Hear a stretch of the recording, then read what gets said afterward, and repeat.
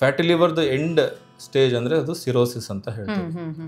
So ಅದರಲ್ಲಿ symptoms ಬರೋದು ತುಂಬಾ ಕೊನೆ ಸ್ಟೇಜಲ್ಲಿ, ಅಂದರೆ ಹೊಟ್ಟೆಯಲ್ಲಿ ನೀರು ತುಂಬಿಕೊಳ್ಳೋದು ಅಥವಾ ಕಾಲಲ್ಲಿ ಕಾಲ್ಬಾವು ಬರೋದು. ಇನ್ನೊಂದು ವ್ಯಾರಿಸಿಸ್ ಅಂತ ಹೇಳ್ತೇವೆ, ಅದರಲ್ಲಿ ರಕ್ತವಾಂತಿ ಮತ್ತು ರಕ್ತ ಭೇದಿ ಆಗೋ ಚಾನ್ಸು ಇರುತ್ತದೆ. ಓಕೆ, ಸೊ ಅದು ಸಿರೋಸಿಸ್ ಬಂದಾಗ, ಅದು ಸಿರೋಸಿಸ್ ಬಂದು ಲಾಸ್ಟ್ ಸ್ಟೇಜಲ್ಲಿ, ಅದು ಯೂಶಲಿ ಯಂಗ್ಸ್ಟರ್ಸ್ ಅಲ್ಲಿ ಬರೋಲ್ಲ, ಸುಮಾರು ಒಂದು 50-60 ವರ್ಷ ಇದ್ರ ಮೇಲೇನೆ ಆಗುತ್ತೆ.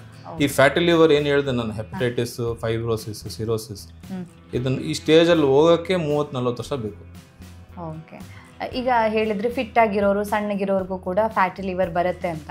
ಸೊ ಅವ್ರದ್ದು ಕೂಡ ಈಗ ಫಿಸಿಕಲ್ ಆಕ್ಟಿವಿಟಿ ಕಡಿಮೆ ಇರೋದ್ರಿಂದ ಅಥವಾ ಫುಡ್ ಏನು ಪ್ರಿಸರ್ವ್ಡ್ ಫುಡ್ಡನ್ನು ತಗೊಳ್ಳೋದ್ರಿಂದಾನೇ ಈ ರೀತಿ ಬರೋವಂಥದ್ದು.